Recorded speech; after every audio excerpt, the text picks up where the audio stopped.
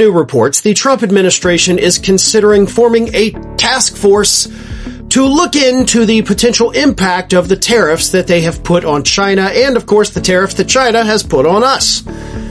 In other words, Donald Trump wants to make sure that any of the ramifications of his trade war fall on somebody else. And that somebody else, according to these reports, is going to be J.D. Vance. J.D. Vance, the guy who once slammed Trump in think pieces and talk shows, is now front and center, defending economic policies so bad, they make a raccoon with a credit card look responsible. It's political irony so rich it should be taxed. You're not going to want to miss this political roast. Disguised as policy analysis, buckle in, because we're diving deep into one of the greatest glowdowns in modern politics. Donald Trump just launched J.D. Vance onto the slowest, most excruciating political bus tour in history. And honestly, we're living for the wreckage. After years of dragging Trump, guess who's now forced to sell the world's dumbest economic plan like a kid denying he broke the cookie jar? Yep, J.D. Vance.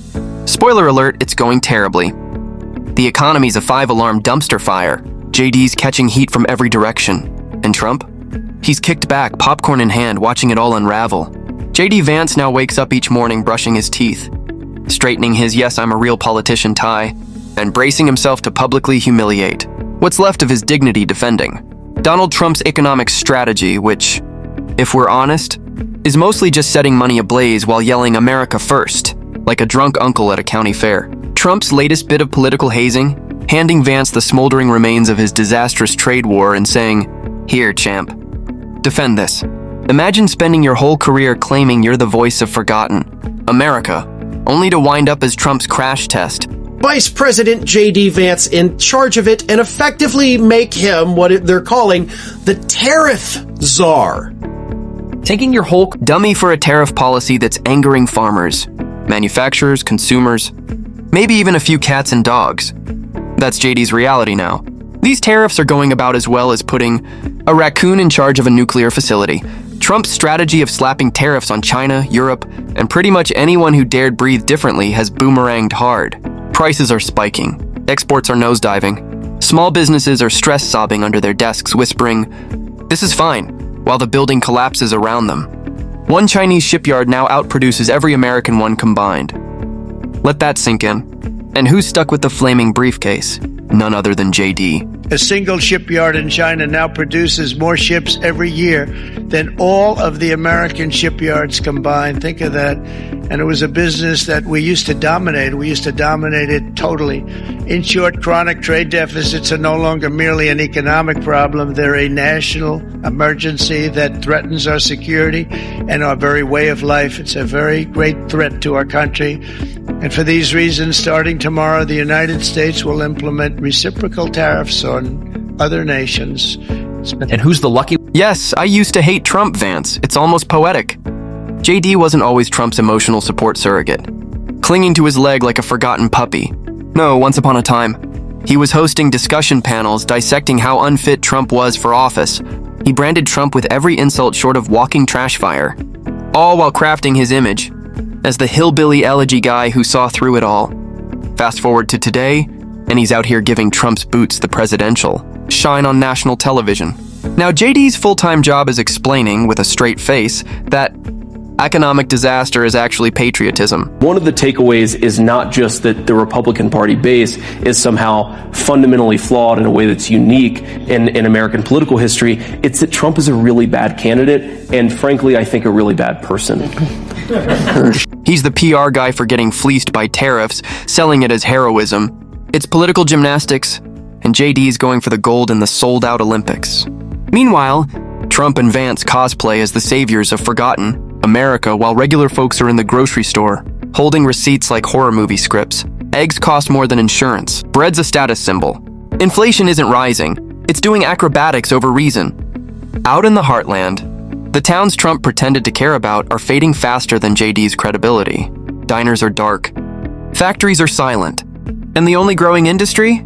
for sales signs. And my biggest problem with Trump, and there are many, many things to pick out, but my biggest problem with Trump is that his message to the right, especially the white working class of which I came from, is anti-conservative and in some ways anti-American. It's fundamentally that the deck is so stacked against you that unless I'm the president, nothing that you do will change your life's outcomes. I think it's wrong, and I think it's very self-destructive.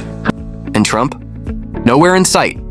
He's probably on a golf course, or suing a bakery for making a cake that didn't capture his essence. Meanwhile, JD is center stage, getting heckled by the same crowd he once claimed to represent. Still, JD pushes forward. Bless his heart.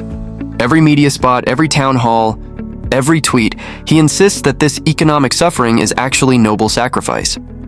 That barren shelves are strength. That inflation is glory. At this point, it's not politics, it's interpretive dance. Bad interpretive dance. Like a mime stuck in an invisible box, except the box is JD's. Last shred of integrity, and it's in flames. Trump naturally couldn't care less. If JD combusts trying to justify these policies, Trump will hang a mission accomplished. Banner over the ashes and move on to the next. Volunteer tribute. It's almost Shakespearean. A man who torched his values for a shot at relevance, only to be publicly humiliated by the very grifter he hitched his wagon to. JD Vance isn't just selling tariffs, he's hawking political snake oil. He's the cautionary mascot for an economic plan that only benefits its creator. Well, if you go back a little bit, Lawrence, remember during the first Trump administration, everybody said that Trump's tariffs were going to be inflationary back then. What actually happened? We had 1.5% inflation. We had the fastest growing economy in a generation, and we had the beginning of a manufacturing renaissance in the United States of America. Then, of course, we had 4 terrible years of the Biden administration. But I think it's useful for all of us to step back and ask ourselves, what has the globalist economy gotten the United States of America? And the answer is fundamentally it's based on 2 principles: incurring a huge amount of debt to buy things that other countries make for us. And to make it a little bit more crystal clear, we borrow money from Chinese peasants to buy the things those Chinese peasants manufacture. Trump's tariff, and he's spinning in real time. Live for all of us to watch, laugh, and maybe cry a little inside. So what do you think? Is JD Vance the ultimate cautionary tale, or just the latest episode in Trump's never-ending reality show? Drop your thoughts in the comments. We read them all. If you enjoyed this breakdown, smash that like button, hit subscribe for more spicy political commentary, and don't forget to share this with someone who still thinks tariffs are a love language. Catch you in the next one! Would you like a short teaser version for social media or YouTube Shorts?